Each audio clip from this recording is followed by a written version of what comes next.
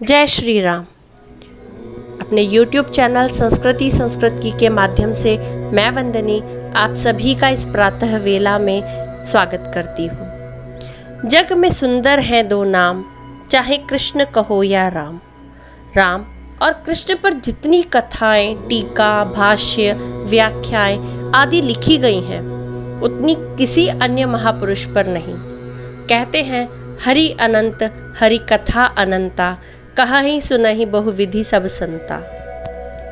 यह तो हम सभी जानते हैं कि सबसे पहली रामायण महर्षि वाल्मीकि जी ने लिखी थी। लेकिन आपको जानकर हैरानी होगी कि महर्षि वाल्मीकि जी के अलावा भी दुनिया भर में 24 से ज़्यादा भाषाओं में 300 से अधिक रामायण लिखी जा चुकी हैं।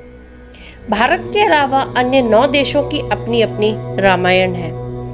भारत में वाल्मीकि रामायण के अलावा गोस्वामी तुलसीदास जी द्वारा रचित श्री रामचरितमानस सबसे ज़्यादा लोकप्रिय है।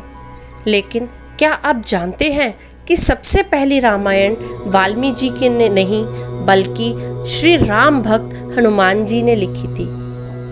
पौराणिक मान्यताओं के अनुसार अपनी लिखी हुई रामायण को हनुमान जी ने स्वयं समुद्र में फेंक दिया था। तो आइए जानते हैं इसके पीछे की पौराणिक कथा।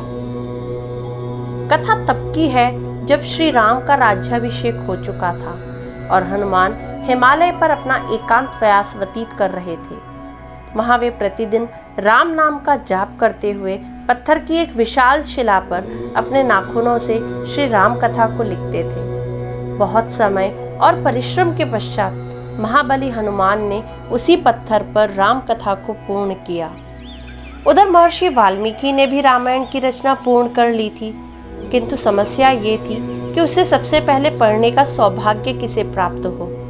बहुत सोच विचार कर महर्षि ने सोचा इस कथा को पढ़ने का सबसे पहला अधिकार तो श्री हनुमान जी को ही प्राप्त होना चाहिए, क्योंकि वे ही श्री राम के सबसे बड़े भक्त हैं और वे सदैव उनके साथ ही रहे हैं।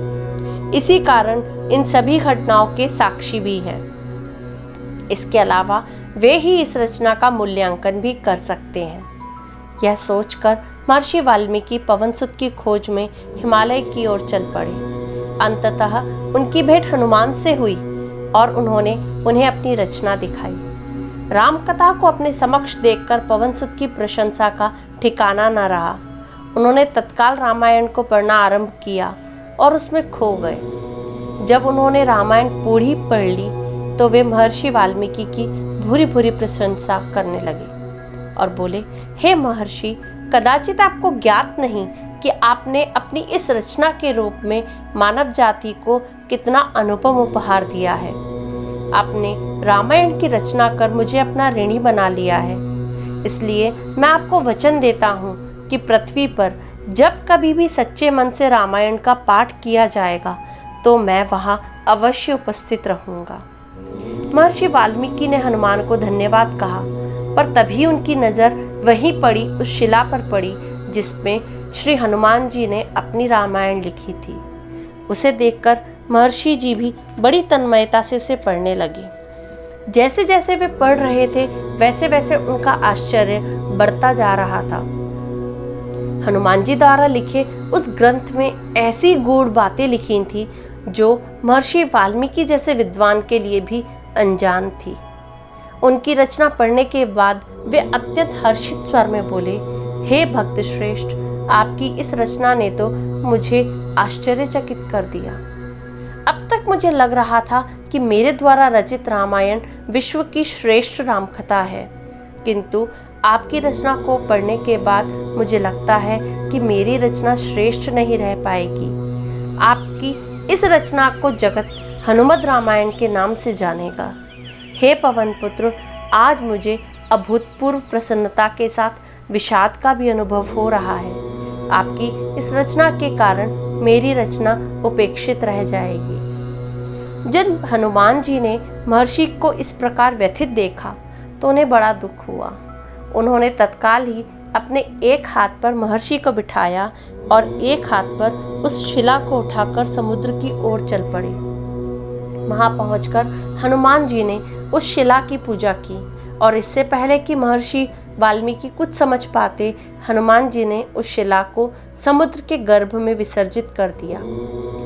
ऐसी श्रेष्ठ रचना का इस प्रकार लोप हो जाना महर्षि वाल्मीकि अत्यंत दुखी हुए और कहा, हे पवन पुत्र, आप धन्य हैं जिन्होंने मेरी रचना का मान रखने के लिए अपनी श्रेष्ठ रचना का त्याग कर दिया। मैं आपको वचन देता हूँ कि कालांतर में मैं पुनः जन्म लेकर एक और श्रेष्ठ राम कथा की रचना करूंगा।